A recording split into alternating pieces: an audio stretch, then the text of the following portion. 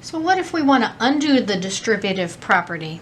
If we look closely here, we can see that 9 is being multiplied by 3. So in our first term, 9 is multiplied by 3, and in our second term, 9 is multiplied by y. So, we could undo this by what would be called factoring out, pulling out the 9. And it's always good to check. 9 times 3 is 9 times 3. 9 times positive y is plus 9y. So this is basically undoing the distributive property. Here it looks like x is being multiplied by 4, and then y is being multiplied by 4. We've pulled out the 4. So now this is a sum because it's being added, and this is a product because it's being multiplied. So go ahead and try practice 5, undoing the distributive property.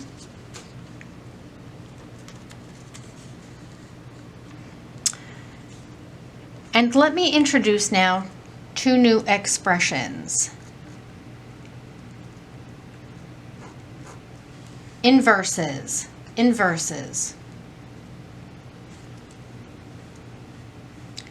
And what is an identity? The identity number for addition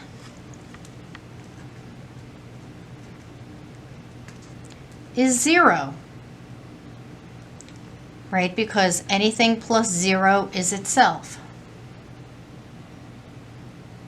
The identity number for multiplication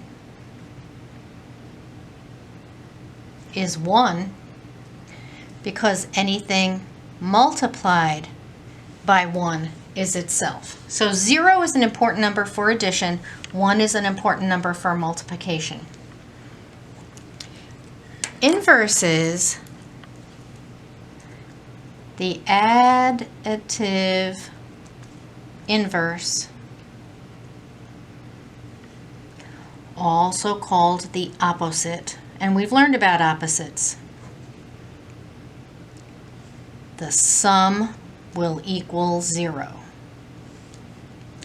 The multiplicative inverse, which we've also called the reciprocal, the product will equal 1.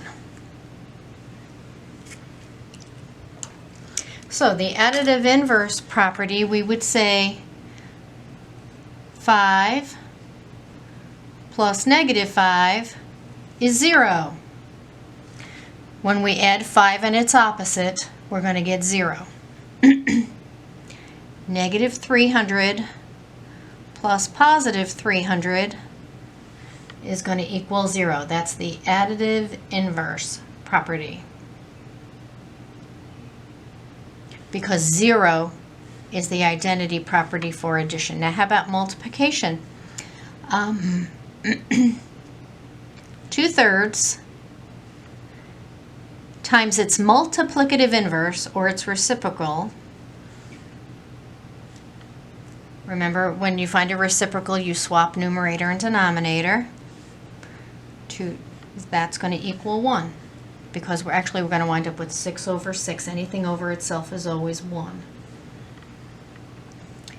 5 negative 1/8 times negative 8 over 1. That's the reciprocal. We're still going to get 1, because 1 is the identity number for multiplication. So those are your additive inverse and multiplicative inverse properties. So for this last part here, they just want you to name the properties. Oh, look, I used the exact same example.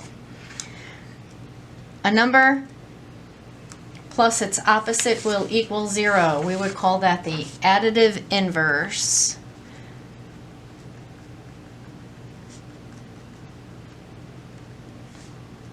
Property. And let's put of addition, because just to show we're looking at addition, not multiplication. Now let's look at this next one. Multiplication. Negative 4, 6x. Negative 4, 6x. The numbers or the terms are in the same order, it's just the parens have moved around. The parens have been swapped. When you swap the parens, that is the associative property of multiplication. Changing the parens. All right, let's look here. 6 plus z plus 2. 6 plus, okay, what have I done here? I have swapped the 2 and the z. I've swapped the order. When you swap the order, that's the commutative property. So that's the commutative property of addition. You have to add of addition, of multiplication, of addition, okay? Because we're naming an official property, so we have to say what operation we're performing. All right, here's a number multiplied by its reciprocal, giving us 1. We would call that the multiplicative inverse property, or the inverse property of multiplication.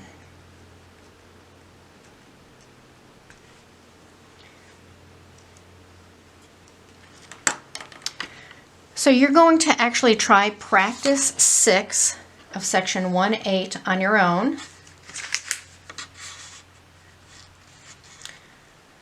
But before we sign off, let's remember what we covered in this section. We learned the commutative property, the associative property, the distributive property. We learned what identities were and the inverse properties for addition and multiplication.